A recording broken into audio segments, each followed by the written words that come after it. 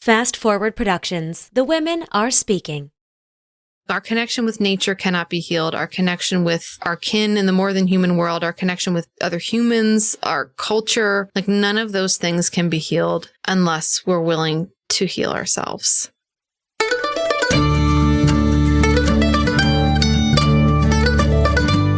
You're listening to the Good Dirt Podcast. This is a place where we dig into the nitty-gritty of sustainable living through food, fashion, and lifestyle. And we're your hosts, Mary and Emma Kingsley, the mother and daughter founder team of Lady Farmer. We're sowing seeds of slow living through our community platform, events, and online marketplace. We started this podcast as a means to share the wealth of information and quality conversations that we're having in our world as we dream up and deliver ways for each of us to live into the new paradigm, one that is regenerative, balanced, and whole. We want to put the microphone in front of the voices that need to be heard the most right now, the farmers, the dreamers, the designers, and the doers. So come cultivate a better world with us. We're so glad you're here. Now, let's dig in.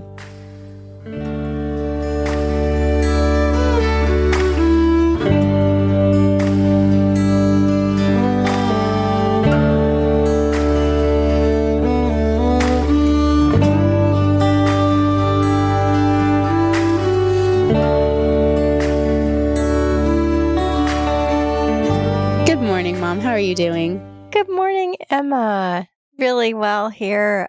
It's getting into the peak of fall. Really, really one of my favorite times of the year. Late October. Ooh, late spooky. October. For some reason, the weather this time of year typically is just kind of perfect.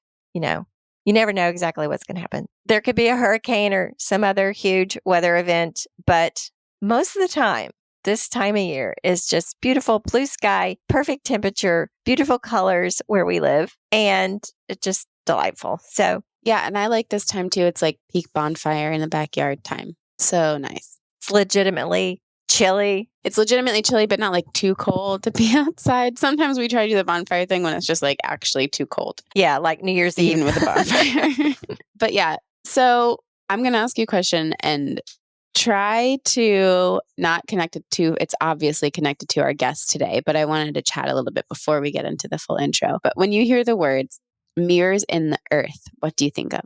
Mirrors in the earth. Gosh. So not thinking about our guest and her book, I think the first thing that would come to my mind would be a clear pool. Obviously something where you look and you see a reflection. That's what first pops into my mind. Yeah. I just think it's such a powerful phrase and image. I think about a lot of things. Like the water comes to my mind first, but also it's the idea that we mirrors in the earth, like we are in the earth, like as if I'm looking into a mirror and like what I see in a mirror and then making that the earth.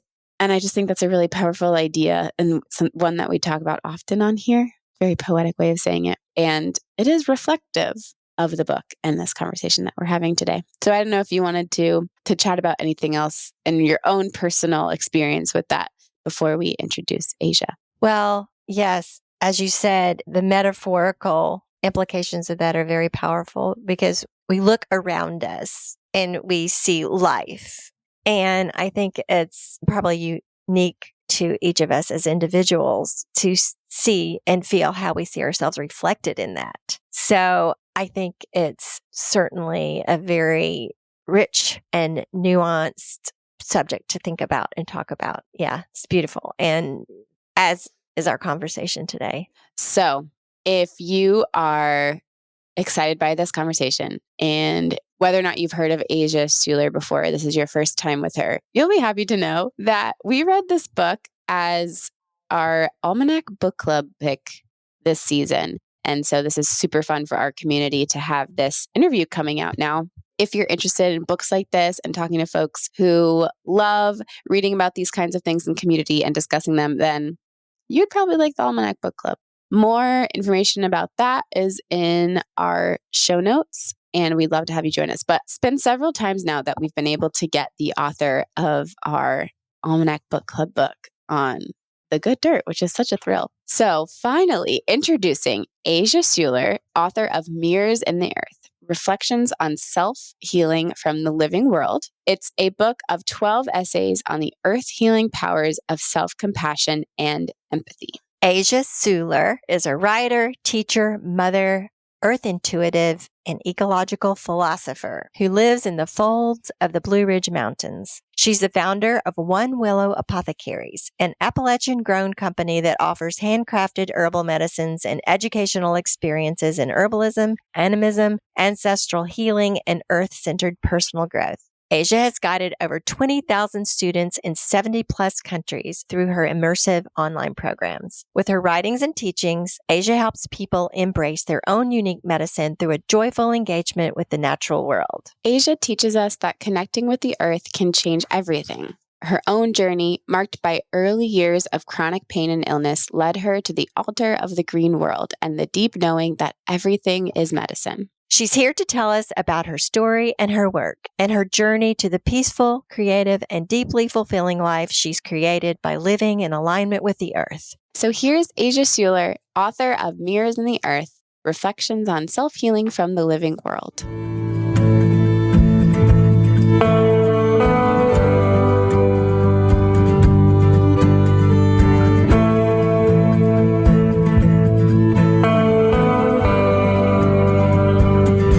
My name is Asia Suler. I'm a writer, author, earth intuitive, herbalist, and teacher. And a lot of my work is in the realm of helping people to recognize the gifts that they carry, the gifts that they're here to bring to this world through a joyful engagement with the living world. And I was really brought to this work in my late teens when I was diagnosed with a chronic pain condition called vulvodynia. And I often say that the world inside of my body was so uncomfortable that I started going outside. And it was really where I found my solace, my safe space, the place where I felt most at peace, most held, most seen. It's where I felt the most hope. And it was where I started to begin to understand that I carry a gift for this world, that my presence on this planet wasn't an accident, that everything I had been through in my life, including the cycles of chronic pain and chronic illness that would come to define big parts of my journey, they were all a part of what I was being asked to step into within myself, of what I was being asked to give as my gifts in this world. And so it was really, for me, this direct apprenticeship with sitting with the trees and sitting by the creek and bringing kind of the weight of my world into the living world and just seeing how magnificently I was held, that it all really began for me. From there, I just decided whatever I was going to do, I wanted it to be involved with plants and nature and just the more than human world. And so when I graduated from college, I moved to New York City and I became a plant technician, which really just means I took care of people's office plants, and started gardening in my backyard in Brooklyn. And one day I woke up and thought, I'm going to go to school to become an herbalist. And I think I thought I knew what that meant, but I actually had no idea, which is very sweet looking back. I had no idea. I'd never met another herbalist before. I had never made any herbal preparation, but I applied to an herbal school in the Blue Ridge Mountains outside of Asheville, North Carolina, and got accepted. And that is really when I began my journey of studying herbalism.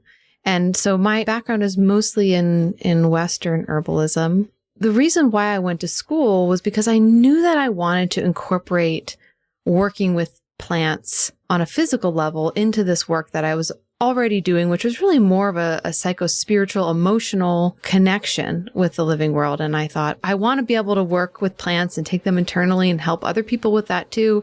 And so I'm going to go to school to learn these things. And yeah, I would say from there, pretty much the plants just had their own journey for me. And I went through, a lot of different iterations of study and scholarship over the years. And since that time, I think it's been something like 12 or 13 years since I graduated from school. And when I graduated from school, I started my business, One Willow Apothecaries, which in the beginning was very much just a apothecary business. And it evolved over time into what it is now today and what it is that I'm really doing today, which is more of this alchemal workshop for classes and learning and experiences in this realm of connecting with nature for the purpose of understanding our purpose of connecting to our own growth and development, and the really primary connection that the earth wants to help you remember who you are and why you came here, because you have something very essential to bring to the whole.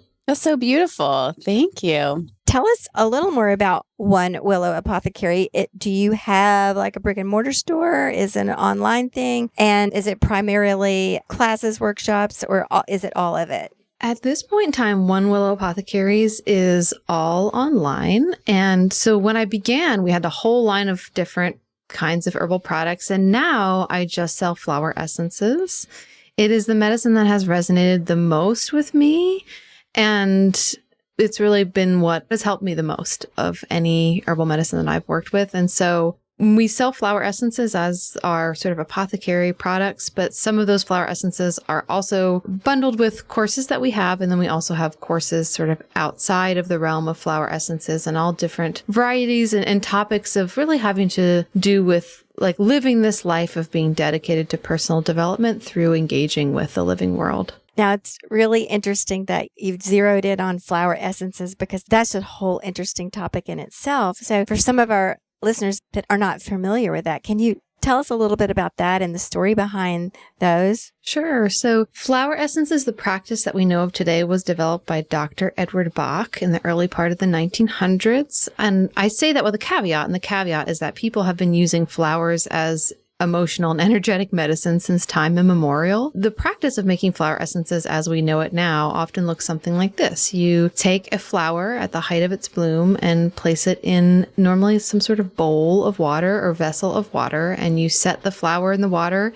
out under the sunlight with the intention that the flower's energetic signature actually goes into and shifts and changes the water. And then you are taking that water in drop dosage. So it's kind of a bit like homeopathics, but the process is different if anyone's familiar with homeopathics. But the concept that a highly dilute substance actually has the ability to work with the very subtle systems within our body. And what I liken it to is like when something's so deep inside of your body, it's almost like it's under lock and key. You need something that's small enough that can go through the keyhole. It's like you can throw the beach ball at it, but it's just going to bounce off. You need something that's small enough to go through that keyhole and unlock what is there. And what flower essences work really well for are psycho-emotional states, inner blockages, and it's really like the spiritual side of life. So this concept of unfolding. And Dr. Edward Bach was immunologist by trade. So he had studied vaccines, had helped develop a lot of these vaccines.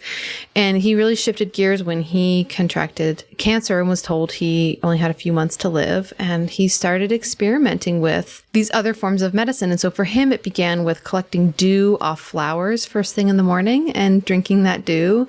And eventually he found he could replicate the process through this experience of placing the flowers in water underneath the sunlight. And what was amazing is what he found that different flowers have different personalities. They have different energetics. I mean, you can feel this innately when you're with a sunflower versus with a rose. Like it just feels different, right? And we give flowers for different reasons at different times in life to different people. So we're already tuned into this. But for us, flowers carry these specific energetic signatures that can help us with certain themes in our life. So sunflower is really good at helping you with confidence, right? Rose is really good at helping you to open your heart up again after there's been trauma or loss. So the personalities of these plants can come through in this preparation and can help you open up. And what I like to say about flower essences, because people will ask me, you know, why flowers? If everything in life in this planet has an energetic signature, couldn't you make an essence from anything? And we've seen with the work of researchers like Dr. Masaru Emoto that water has the ability to take on the energetic signature of what it's exposed to, whether it's a plant, whether it's words, whether it's music. So why flowers? Well, flowers are the penultimate expression of a flowering plant fulfilling its purpose. When a flowering plant comes into blossom, it is living out the fullness of the blueprint that it came into this lifetime with. And so this is why we work with flowers flowers and essences, because what they do is they help us see, recognize, and dissolve the inner blocks that we've had that have prevented us from living the fullness of the blueprint that we came into this lifetime with. And we all know what that feeling feels like, of like, I know that there's more that I'm currently experiencing, that I'm currently able to create, than I'm currently embodying. And so flower essences help us to dissolve the unconscious blocks that we've erected to really just fulfilling that blueprint of who we are and flowering in this life. Can you give us an example of a flower essence and what its properties are and what it does or what we might expect from it? Sure. Yeah. So gosh, there's so many different flower essences that one could work with, but I'll talk about one that people are very familiar with, at least the flower.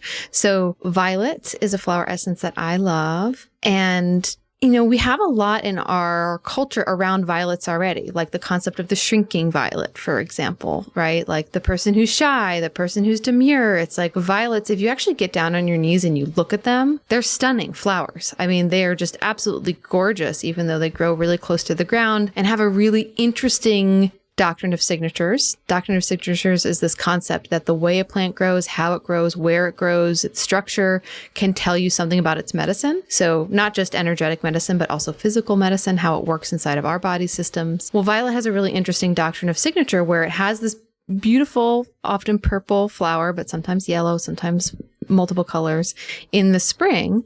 And then it has this hidden flower right beneath the surface of the soil in the fall.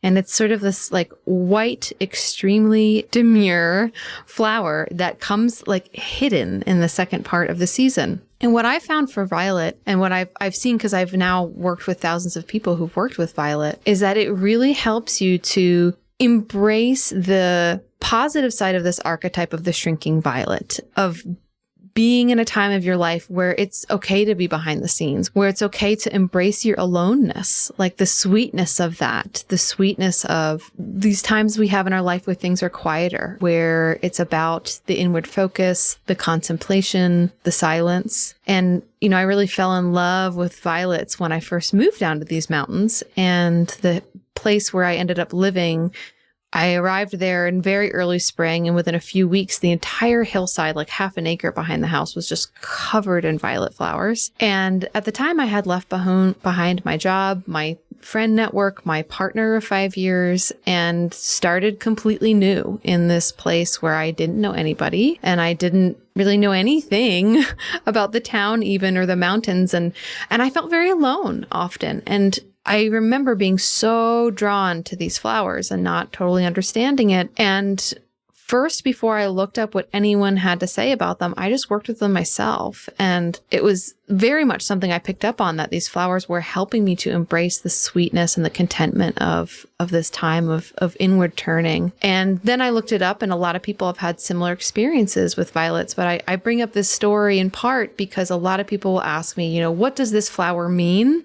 It's a little bit like asking, like, okay, well, tell me what this person is all about. Like, okay, people are complex, plants are complex.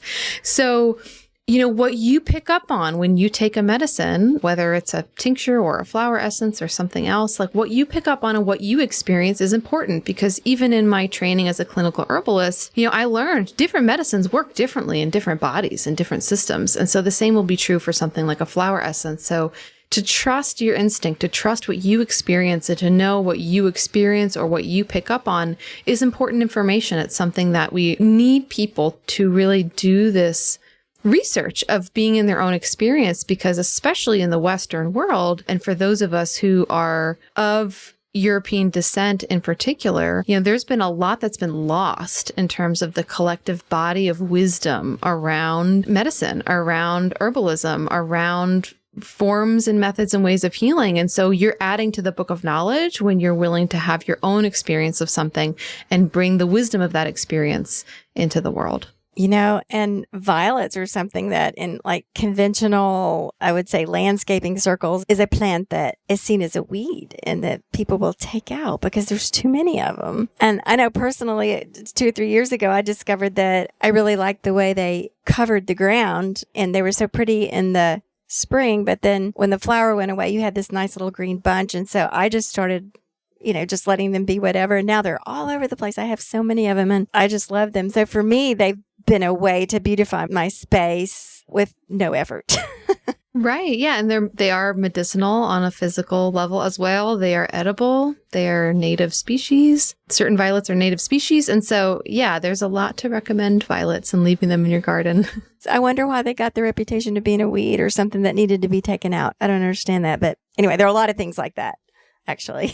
Because they're prolific, yeah, like I assume. People think, oh, that's too many. I want something else here. But anyway. So, Asia, where are you from initially? And I'm interested in going back to your story. You had this experience of finding how much being in nature and outside was really healing and helpful for you. And then you moved to New York City, which I think is so interesting. So tell me a little bit about that, like where you're from and how you ended up in New York City. And I guess I know now how you're back in Western North Carolina, but I'm really interested in your journey with like place and how you're tied to place. I grew up in Pennsylvania, outside Philadelphia, so kind of on the edge of where the suburbs end and farm country began.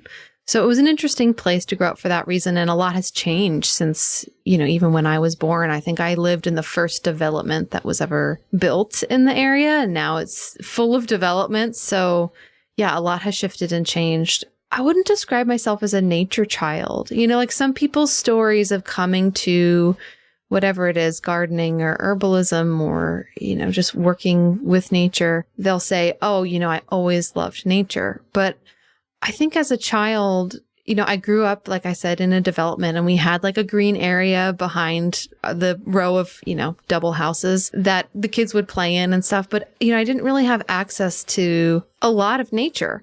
And so while I found it like interesting, it was almost as if that gateway was just like waiting for me. Like it didn't fully open until later. And I grew up in an environment, sandwiched between Philadelphia and New York, where there was a heavy emphasis on kind of intellectual rationalism is how I would call it. And so from a very young age, I wanted to be seen as smart. I wanted to be seen as intelligent, as with it. And so I kind of shelved the part of me that, believed in magic or believed in fairies or would talk to the willow tree in my backyard. I put that part of me on a shelf because I wanted to be seen a certain way. And so it really wasn't until I was in college north of New York City in the Hudson Valley that having the experience of being diagnosed with a chronic pain condition, it cracked open my world. And it was almost like the cost of living this half self was just so much higher than the risk of being the fullness of who I am, which includes someone who talks to trees and, believes in magic and believes in the healing of the unseen world. And, I would also be remiss if I didn't mention that, at the time, I was very lucky at the college that I was attending that there was a brand new Native American Studies program being piloted by a professor named Molly McGlennon. And I was one of the first students to move through that program. And so at the time, I was also reading all these contemporary Native thinkers and philosophers and poets and authors. And so I was getting this feedback that what I was experiencing wasn't quote unquote crazy. It wasn't left field. It wasn't unintellectual. It wasn't, unrational. It was a primary experience of being human, and an experience that in most indigenous traditions around the world is commonplace, is just, like woven in with the way in which life is meant to be lived and the way in which wisdom is kept alive. And so I was receiving a lot from those teachers that I was reading and interacting with, and a lot of like affirmation that there's nothing wrong with this path. In fact, this is the path that we who are very far from our indigenous roots have forgotten. So when I graduated from college, I had no intention of moving to New York City. That was not something I wanted to do. But my partner at the time really wanted to move there. And because I grew up in this sort of like area between Philadelphia and New York, and then I went to school, north of New York City, a lot of our friends moved to the city. And I thought, you know what? I'll give it a try. Like, I'll give it a try. But my one condition was like, I need to find a job where I can work with plants, though. That's like essential for me. I love the office plant job. It's so good.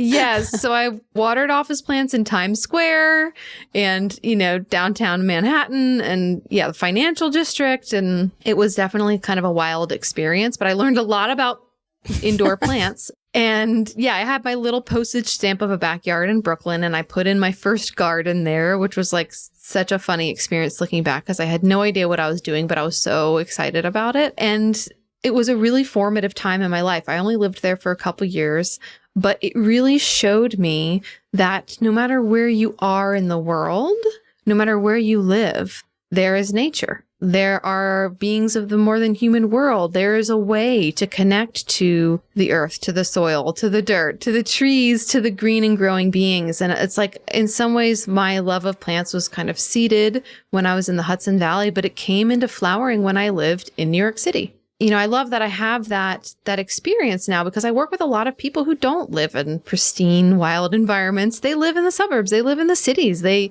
live in places where there's buildings and there's concrete and there's roads. And yet I know there's a way to continue to connect in those spaces. And not only is there a way, what I found is that the plants in those spaces are so excited to work with you because you really have the ability to make a huge difference. If you are planting a garden, if you are planting native species, if you are working with plants in that way, it's like they just really adore the attention, the love, and the support. So you can make a huge impact when you live in urban spaces as well. I love hearing you say that. I think that's just such an important thing for people that are listening out there to understand, because we were just discussing in another interview how there's this pervasive yearning out there to reconnect and to rediscover our, inherent place in the natural world. And people might think, oh, but I can't because I live in the city or I live in the suburbs and I need to buy land. I need to move way out. I need to become a farmer and all these things. But, which is all very wonderful, but not everyone is going to do that or can do that. And just to hear you say that no matter where you live, there is nature. There is a way to connect. I just think that's really wonderful for people to hear and to absorb and to realize, right where they are, they can begin to seek this reconnection in some way. And you are here to help people do that. And that leads us, I guess, into your book, the writing of your book, Mirrors in the Earth. Tell us about that. Yeah, I started writing this book like 10 years fully before it came out. And I knew I wanted to write a book. I've always loved writing. It's always been a huge part of just who I am, how I process things, how I like to express myself. And so I always knew that I wanted to write books. And I felt this book, I often describe it like waking up to a cat sleeping on your chest. It's just like this insistence, like there was this book that wanted to come through, but I didn't really understand the overarching thesis. Like I started collecting these stories of these moments that I had in nature where I was being shown something about my own self in a lesson or a parable that came in with so much like forgiveness and love and compassion and understanding. And it was, these experiences were changing my life and they were incredible experiences and I was writing them down, but I didn't understand like what is the overarching theme of this book. And I think there's two ways to go about writing books. I think the first way is to have an idea of what you want to write and you have the outline and the general thesis and you sort of bang out the outline and then you can start writing the book. And then there's this other way of writing a book, which is the longer way of writing a book, which is knowing that there's a book and collecting material for it, but being like, I don't understand, like, how is this all fitting together? So I took the scenic route. But really what I say is it took me that long to write the book because it took me that long to realize what it was the earth was asking me to write. And the thread that connected all these different stories of self-realization was this thread of learning self-compassion. And this is definitely something that I have struggled with in my life, just holding deep compassion for oneself. I think it begins with, really seeing who you are, recognizing that, and then learning how to appreciate the truth of who you are. And then, from there, we really move into this place of being able to hold compassion for ourselves. And when we hold compassion for ourselves, what I found is that's when we can give our gifts to the world. Like we cannot give our gifts to the world if we are in a constant loop and state of self-judgment. And so in this way of thinking and in my belief system, the earth is a sentient, animate being. This is not something I just created. This is a foundational belief to indigenous cultures around the world. And as a sentient, animate being, the earth is deeply invested in us learning self-compassion because we do have these gifts to bring, because we're supposed to be functioning as a part of the ecosystems that we live in to create more abundance, more diversity, and healing. Humans do have the ability to do this. I know that there's this common story that we are just a very destructive species, but the reality is that we're powerful, we're creative, and we're sensitive. And those three things in combination, if you throw the spice of trauma in there, it can look gnarly, right? Like we can create a lot of havoc in the systems that we're in. And self-judgment, from my experience, it's very interwoven with trauma, whether it's your own personal trauma or it's just the trauma that we've experienced in our culture, we've experienced as a species. And so the earth wants to help us release these thoughts of self-judgment or these loops of self-judgment, because self-compassion is how we then are able to access these gifts of innovation and creativity and inspiration that we're meant to bring as humans to help innovate and to help the earth step into this next phase of evolution. So tell us, is Mirrors of the Earth, are they essays? Is it a story? Is it a memoir? Tell us a little bit about that. I would say it's all three of those things. It is a series of stories. Each story is a standalone, but it also works as an arc, sort of bringing you to this conclusion at the end of really seeing one's gifts and embracing oneself. When I first wrote the book, I wrote an entire version of the book where my story wasn't in it at all. And I shared it with my writing buddy, and she read it and was like, Asia, this is great, but where's your story? I was like, I don't want to put it in there. And she was like, I think that this would land a lot better for people if your story was in there. It's interesting because if you read the book now, you would never know that my story hadn't been in there originally, because it's so interwoven that I would consider it part memoir at this point. And, the thing is, she's totally right. We've even found through research that the thing that helps information land the most is story. And this is why, oral cultures, everything that was taught was embedded in story, because we just tend to hold on to those details better. And so, it's like I could tell the story of this moment of me looking into the mirror of the earth and having this realization, seeing myself or my struggles reflected in the metaphors of the living world, which is a lot of what the book's about. It's looking at different plants, ecologies, different processes in the natural world, and understanding how that reflects back to us, like the naturalness of our own journeys and the processes that we move through. I could describe those processes, but it's not going to land in the same way without the story that surrounded it, which was my own story. And so that is a big part of the book.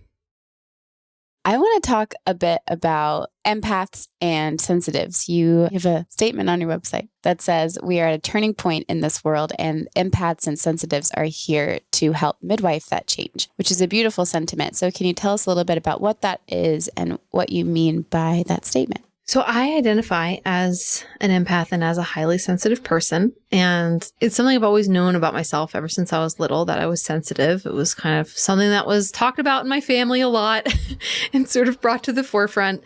What I didn't know until I was an adult is that this is actually a literal term, highly sensitive person. And it was coined by a psychologist named Dr. Elaine Aron. And it is a nervous system trait that exists in about 15% of the population. And what it basically means is that you have a nervous system that is more sensitive to stimuli, and more sensitive to sensory input. So bright lights are going to seem brighter, loud sounds are going to seem louder. Social situations for one person might feel fun, might feel overwhelming for you, because there's literally so much sensory input that you're processing. And this is the blessing and the curse of being a highly sensitive person, is that you are literally taking in more sensory detail about your environment than you would if you didn't have a sensitive nervous system. So you are noticing things that other folks may not notice, but it takes a lot to then process all that sensory information. And so, there's a lot of different ways in which high sensitivity can manifest. So, for example, folks on the spectrum are highly sensitive. Often, I would say high sensitivity is a form of like neurodiversity. So a lot of people who are neurodivergent are also highly sensitive as well. The realities of being a highly sensitive person is that you're much more prone to overwhelm because you're processing so much sensory input at one time, but it also means that you're very attuned to the subtle realm. So a lot of highly sensitive people that I know are healers, they're artists, they're creatives because they have this ability to tune into what is the actual subtle shade that's in that rose petal, or like, what is the exact word to describe this very subtle feeling I'm having right now, as I'm looking at the sunset. And so it's beautiful in that way to be a highly sensitive person, but it's complex and it's its own state of being in the world, and it needs tending and it needs care. And I would say that one variety of a highly sensitive person is an empath. And, empaths tend to have a nervous system that very easily touches and picks up on and enmeshes with other nervous systems. So, that normally looks like really empathizing with and feeling the feelings of other human beings. But, some empaths feel like they're earth empaths or like they're animal empaths, like they really feel what that animal is going through. And so, I have found through my years of work that this is really who I am serving with a lot of what I create is empaths and highly sensitive people. And I do very much believe that this section of the population has a very special gift to give to the world. And I'm passionate about expressing this because a lot of empaths and highly sensitive people were told different stories about themselves when they were young. So sometimes high sensitivity and empathy can look like shutdown. It can look like not performing well on tests. It can look like quote unquote shyness, like not having the same kind of social skills that maybe your peers do.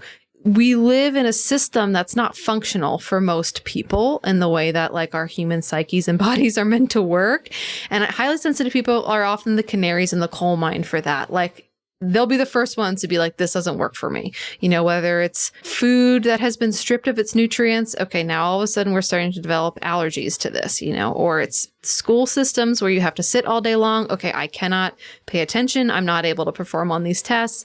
So I'm passionate about this phrase or this concept of putting out this awareness that highly sensitive people are here to help midwife this great change in the world, because many of us were telegraphed at a young age that there was something deficient about us because we were not able to perform really in X, Y, or Z kind of ways. But the reality is when you are a highly sensitive person, you have the ability to tune into the changes that need to happen. You literally are experiencing them inside of your body. And what I have found through my work is that highly sensitive people are really adept at these fields of nature communication, of alternative healing, of developing new systems that help us to actually be in communication with the living world and the harmony that wants to be created. So your sensitivity is a gift. Even when it can sometimes feel challenging to navigate, that sensitivity is the very quality that we need moving ahead in this world. I think when we look around at a lot of the devastation that has been created, it's been created from this narcissistic pathos, right?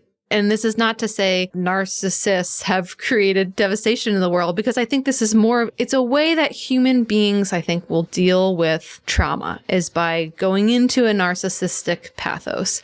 And that pathos has created a lot of harm in the world. And like the antidote to our narcissism is empathy, right? It's this exactly the qualities that empaths and highly sensitives hold. And so you in your sensitivity and in your empathy are here to help this great turning and this great healing as we heal from the narcissistic wounds that pervade a lot of human culture, but especially, colonial industrial human culture, as we heal from that and step into this next era of evolution on this planet. So is your experience as a child as a sensitive person woven into your book in that way? Is that the part of your story that you wove back in? And can you give us an example of that? How did you weave in your story as a sensitive child into Mirrors in the Earth? Yeah, so much of the book is about that, is about learning what it means to be sensitive and how to embrace that sensitivity. So yeah, there's a lot of different stories in the book about that, but I, for sure, like one of the first chapters in the book, which, just feels like on topic for this podcast, but one of the first chapters in the book is about gardens and boundaries and how gardens really teach us that it's okay to have boundaries. And in fact, it's important. And if you don't hold a boundary in a garden, you no longer have a garden.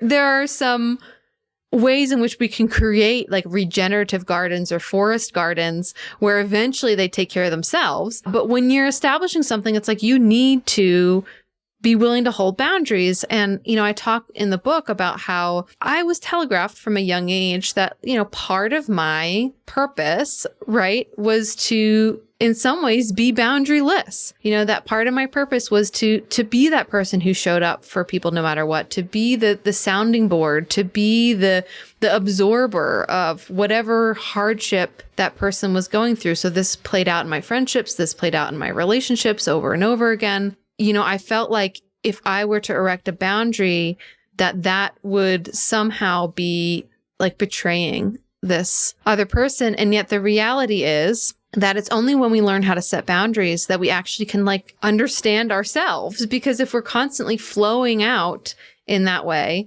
then we have trouble understanding what's me and what's not me. And I think I because a lot of sensitives and empaths are very open, and I was definitely this way as a child. I was very open and I sort of dealt with it often by being quieter in school, by sort of stepping back and observing and, in some ways, like because of that, not really being recognized for the things that I was capable of, because I sort of withdrew in some ways like that. And so when we learn how to hold these boundaries, it's not about keeping something out, it's about keeping ourselves in. And this is how we start to understand who we are and start to see that it's actually natural to hold boundaries. Boundaries is like the way the world works. It's like how nature thrives, right? Like, and boundaries are beautiful. Boundaries are everywhere, like boundaries are in like the howl of a wolf, boundaries are in the stream, running down the mountain and creating different ecosystems. And so that really helped me as someone transitioning from a childhood and a teenage years where I felt like my boundarylessness was A, something I couldn't help, and B, something that was required of me to understand that, oh no, actually the earth is asking me to do something very different. That's so beautiful that you discovered the metaphors to express that and to understand it for yourself and then communicate it to other people. Yeah, the way that you put that is really beautiful and a way I haven't quite heard anyone explain boundaries before. So thank you for that. I have a quick question kind of out of left field about that. You have such a prolific presence on Instagram, at least as I think where I've seen you. You have all these amazing videos and you just do such a good job of sharing yourself and your work. And for me specifically, social media is a place where I have a really hard time with boundaries. And so I'm wondering if and how that shows up for you at all. Oh, definitely. I think it's up for all of us. It's just the reality. It's the name of the game. And it's not our fault, because it's like these apps were designed to extract one thing from us, and that's our attention. I still engage in these spaces because it's still an amazing way to connect with people. And I definitely find out about new writers and new creators and, new products this way. So I loved it for discovering new people and new things and new artists too. Oh, I think it's just as life-giving as it is life-sucking. Yes. I think that's why it's so tricky. But I do think that we don't know how to use boundaries with it yet. I mean, we might be learning, but it's also new. And that's something I have to remind myself of. It's like when I started my business, social media wasn't a thing. There was Facebook, but I think it had only very recently opened up to people outside of college students. So it was a very different experience. And it's been amazing for what it can do for solo entrepreneurs. It's just amazing that you can now have these jobs that literally didn't exist 15 years ago. And it's sort of like the wild, wild west of social media because it's there are no guardrails. We don't know really what we're doing. We're figuring it out and the algorithms are changing all the time. So I do think it's really important to have good boundaries, and that's going to look different for everyone. But for me, there's definitely two ways that shows up. One is a time boundary.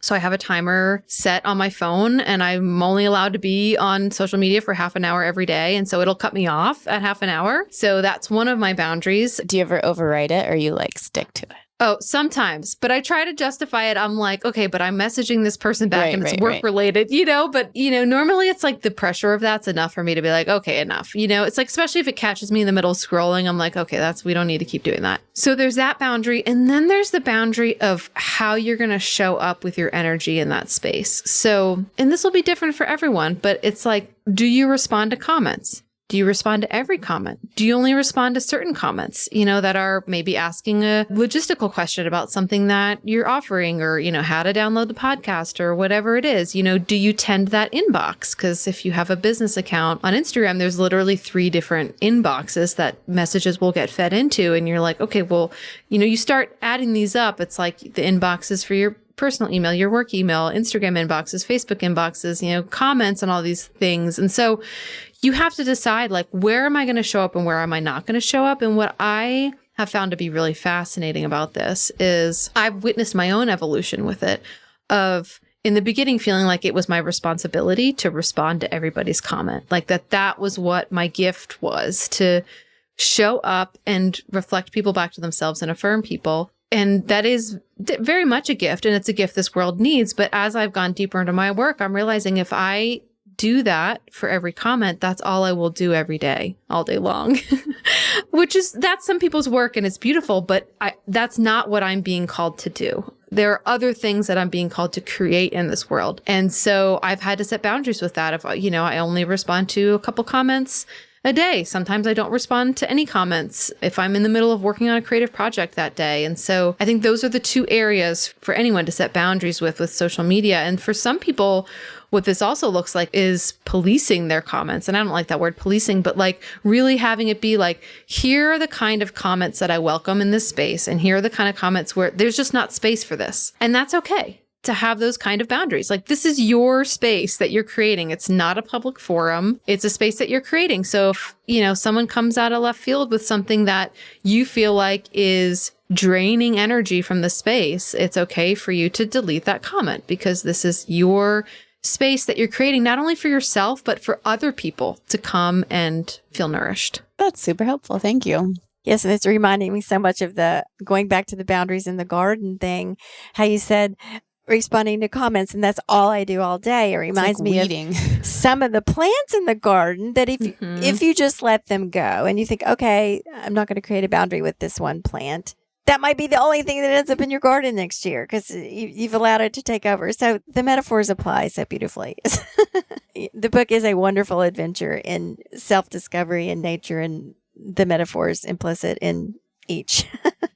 Thank you. I wanted to touch a little bit on where you live, the Western North Carolina area. I grew up near there. When I grew up, Asheville and the surrounding towns environment was just a little place, and it was beautiful, and people went there, to be in the mountains and so forth. But since that time, that area has almost grown sort of a mystique around it. And it's also a place where a lot of retreat centers and spiritual centers and a lot of kind of seekers and people interested in alternative ways of life sort of have found themselves in this area. And I'm wondering if you have anything to say about what is it about that? Does it have something to do with the geography of it? Does it have something to do with its past, the people that were there, their energy is still in this place? Just anything you want to say about that? I do think that there's a very special magic in these mountains. Just looking at the history of these mountains, like the deep time history of these mountains, for example, these mountains,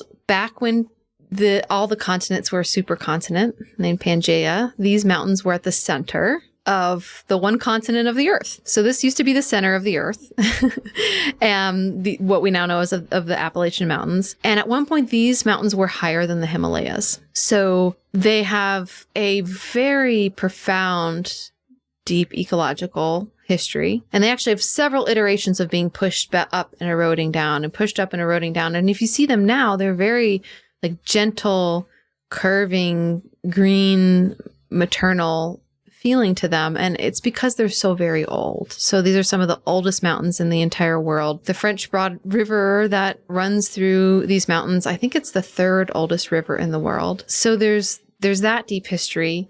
Then there's also the spectacular ecological diversity of this place, which is a magic unto itself. So in the last ice age, the ice caps of the north reached as far down south as these mountains, but these mountains kind of acted like a barrier. And so what happened, because the ice crept so slowly, is a lot of plant species that existed north of here migrated down to the southern Appalachians and then lived here in like a nursery, basically, until the ice caps receded. And so it was from the nursery of these mountains that a lot of the northern part of the country, especially following the spine of the Appalachian Mountains up north, that a lot of those plants were reseeded in those lands, was from the nursery here in southern Appalachia. So I think there is a deep magic to the history, the geological history of this place. So that is a big part of, why people are drawn here and what these mountains hold. And, my experience of having lived here now for, I think it's been 12 or 13 years, is that these mountains will often call people here. And then sometimes they tell them it's time to go. And sometimes they call people here and they're like, you're meant to be here. But I noticed this iteration of a lot of people moving here, going through a really big healing phase in their life, and then sometimes then moving on. Not always, but I do think that it has earned its reputation as this place of like kind of a vortex or a portal or a healing spot. I also would be remiss if I didn't mention that this is a very mineral rich place as well. So we have like an incredible diversity of stones and minerals here. Silicon Valley was basically like built on the quartz that was mined in these mountains and sent to Silicon Valley. The mica industry relied very much so on the mica from this place. And even previous to European settlement of this area, mica was a major stone of commerce and trade and ceremony that ended up all over the continent. And so I think all people who've walked into these mountains for all of time have felt that there's like a special, deep embodied magic here that it's sort of hard to resist. How would you explain the last, I would say, 20 to 30 years of increased fascination with the area and almost like a surge of people going there? Is it because we're in a place where we're in such desperate need of healing in so many ways in the world? Or is it just because I don't know. What do you have to say about that? I think that's definitely part of it. I'd like to believe that the mountains has their own say in it, that they're calling certain people in for certain reasons at this time. I also think there's a logistical component to it. I used to live farther out in Madison County, and the place where I live, it didn't have paved roads until the 60s. And so there's that logistical component too of it literally becoming easier to live here. I mean, you're literally up in the mountains here, and before we had this infrastructure, it was a very specific decision to come up here. And so I think travel has been made easier. I think it's also with the rise of the internet, it's become easier to make a living. And I've noticed that, even since the start of the pandemic, there's been a huge influx of folks who have moved here because so many people's jobs are virtual. So I think that there's that. And I think a lot of people are really craving deep primary connection with the earth again. And there is something about these mountains or this place that it feels like it's an origin place in some ways. You come here and you connect into the deep time of our planet and you can feel held. Oh, I love that. The deep time. And isn't Mount Mitchell that's right there, is that the tallest mountain in North America? It's the tallest mountain east of the Mississippi. Yeah, so the Cherokee call it Atacula, and Mount Mitchell or Atacula is, the tallest peak anywhere on the eastern seaboard east of the Mississippi. So that's pretty cool. Very good. Thank you. That's a wonderful overview of the area. Yeah, I didn't know that they were the center of the Pangea. That's so cool. Oh, yes.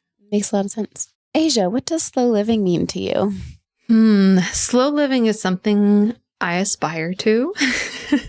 It is, to me, it's less of a goal in the distance, and it's more of a mantra to remind myself of the way in which my system wants to operate in this world. So sometimes I think in an ideal world, I'm slow living is me harvesting my own food from the garden and the wilds and having lots of time to prepare it, and, watching the sun go down without any technology and spending the night by a candle. It's like, that's the dream, right? In some ways. But I think what slow living really is no matter what you're doing, being able to slow down, being able to be present with what it is that you're doing, knowing that it's enough. Checking yourself or just being aware when you have that sense of urgency come up, and whatever it is that you're doing. I mean, there's so many things we develop urgency around, like, oh, I have to post that thing on Instagram right now, and you just kind of catch yourself. You're like, okay, but is this actually urgent, So to me, slow living is about bringing your body into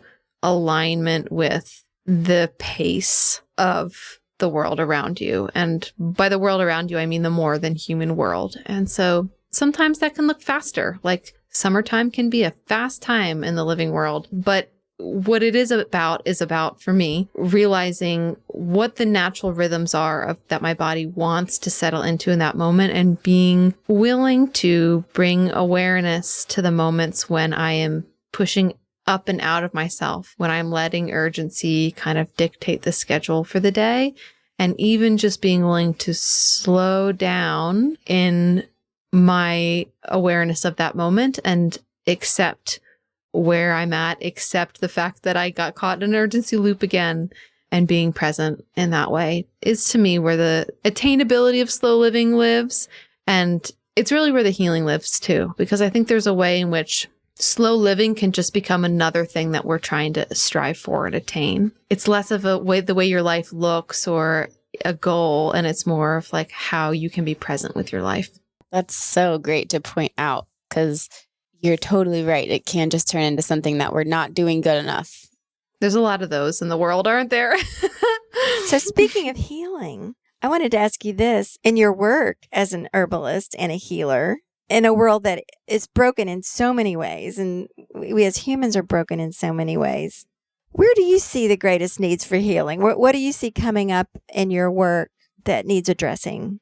Well, I probably would have said in the past, what I used to say is, our connection with nature, like that's what needs to be healed. But that can't happen. Like our connection with nature cannot be healed. Our connection with our kin in the more than human world, our connection with other humans, our culture, like none of those things can be healed unless we're willing to heal ourselves. And so that's really what my work is about. It's about empowering people to recognize that this journey of self-healing, of self-acceptance and self-compassion, it's not selfish. It's not like a side pursuit in your mission to help the world. It is essential. It's central to this journey, because if we lived in a world where everyone accepted themselves and loved themselves without condition, so many of the problems that we see in this world would evaporate. So much of the extractive mindsets that we are in that have gotten us into this broken place in this world, we are in those extractive mindsets out of a feeling of lack. I need more prestige. I need more money. I need more power. And those are all ways in which we're trying to fill this hole. That hole is the ways in which we've been disconnected from really seeing, loving, and accepting our own selves. And it's like anything in terms of healing and wholeness becomes possible when we become whole again in our recognition of and acceptance of our own selves. Thank you very much. That was so articulate. Thank you. What does the good dirt mean to you? I love this. And I love, just like that concept of good dirt, because I definitely grew up in an era where dirty equaled bad, like you're dirty. And I have to catch myself a lot now with my daughter, who's 1.5. I try not to say that she's dirty unless she literally has like soil on her. And then I'll be like, you have soil on you, because dirt is like literally the building block of life. It is how we have nourishing food. It is, how we live on this planet. It is the collective, wealth of this earth. I mean, like literally our topsoil is, formed over thousands of years of life, of plant matter, of fungi, of mycelial networks, of bodies of this earth that have given themselves to create this thing that we call dirt. And so to me, like the good dirt on a very metaphorical level, it's like valuing everything in your life and every part of you that has had to die, that has given itself up, that has gone into the mixer, that has gone into the cauldron, the time that you've taken to become who you are. All of that is the good dirt. It's all compost for the new beginning. Like nothing was ever in vain. Nothing was ever for naught. It was all part of creating this good dirt. And the good dirt is where the new beginning can happen. I love that so much. And as another metaphor, we're composting our food. It always gives me such a good feeling that nothing's wasted. It's all the beginning for something new. And I love that so much. It's such an encouraging, hopeful feeling to have, like literally, like just in your body. It's just uplifting. So thank you again for articulating that so beautifully. Well, this has been so lovely. And as we wrap up, we always like to ask, what is it that you most want people to understand about the work that you're doing? I think the thing I would most want people to understand is that the work that I'm doing and the work that they are doing by showing up in these classes or undertaking this personal work, that it's not just personal, that it's not just about your healing, that it is about the healing of the whole, and that, you know, you are really unlocking the potential of the earth through doing this. And my I have had this secret way of describing my work for a while, which is that in some ways I feel like my work it's helping to seed a very old, but also new way of thinking, a new consciousness in the collective, so that when the big change comes, because it's going to come, we have a way to start again. And I live in a place where there's a lot of people, you know, who might be called preppers. I have a lot of friends who are in the earth skills world, who are learning things, who know how to do things like tan hides and make baskets and, you know, make cordage and, you know, create bows and arrows. And so I have this background of being around a lot of people who literally know these physical skills that are sometimes called primitive skills, but they're not primitive at all. They're very complex, but these physical earth-based skills that are going to be there for us when we see the changes happen. You know, when our systems in this world, like we know they can't function the way that they're functioning right now forever in perpetuity. So a lot of my friends are like, you know, we have these skills to help teach the next generation so that we have these skills when the time comes. And I think a lot of my work is about like reseeding a kind of consciousness, the consciousness that we're going to need to really plant a new world when that time comes. So to know that the work that you do of embracing yourself, of learning how to see the animacy of the world again, how to communicate with the living world and become a harmonious part of the greater whole, that's not only work for yourself and it's not only for the healing of the present world, it's work for the world to come, and it's work for the people to come and the people who are moving back towards being in a relationship with the earth that is one of harmony and co-creation. Seeding a new way in the good dirt. Yes. Oh, thank you so much. You know, I first heard about you. I'm in a dream group and someone mentioned your book in the dream group. And I said, oh, this is something I need to get my hands on right away. And so I did. I haven't read all the book. It's in process, but it's really beautiful. And it's something I want to read slowly and absorb it because there's so much to it. And talking to you is the same way. There's so much depth and reflection in what you say. So thank you so much for spending the time with us today to talk about all these things. It's just been very wonderful. Thank you so much. Yeah. And the floor is open if there's anything else you feel like we didn't touch on or you want to say, or maybe definitely say how people can engage with you, where people can find you and such. But yeah, whatever, anything else. Yeah. Well, it's been an honor to be here with both of you. Thank you for these amazing questions and just this really beautiful community that you've gathered here. It's like an ecosystem that I get to step into and experience with awe and wonder. So thank you for that. And yeah, I would love to continue to connect with anyone who listen to this podcast and it's resonating with what I'm saying. And so you can find me over on my website, asiasuler.com, and also on Instagram, Facebook, and YouTube. I am active on all of those channels. And I just wanted to mention, if people are feeling really like moved around this concept of like the gifts that you have to bring to this world, I have this free quiz on my website called Your Earth Healing Archetype. And it really helps you understand, there's 5 archetypes that I've seen over and over again in the past decade of working with people in private practice, but also, in teaching capacities around the world, that I see these 5 different archetypes that come up over and over again of how people are actually meant to give their gifts to the world, what those gifts look like, what the delivery systems look like. And so it's a free quiz that then leads to a set of free classes about each one of the archetypes. So if you're curious about that, then you can find out what your archetype might be, see if it resonates, and see if there might be some good information for you in that class of really what it looks like. And it's been amazing because we've had like 100,000 people take this quiz, and it's just incredible to see people have this realization of really being able to see themselves and their capacity for the first time through this metaphor of this archetype that exists in the natural world. So yes, I'd love to connect with you there if that resonates. Amazing. Oh my gosh. Yes. Well, thank you, Asia. This has been so awesome. Thank you so much.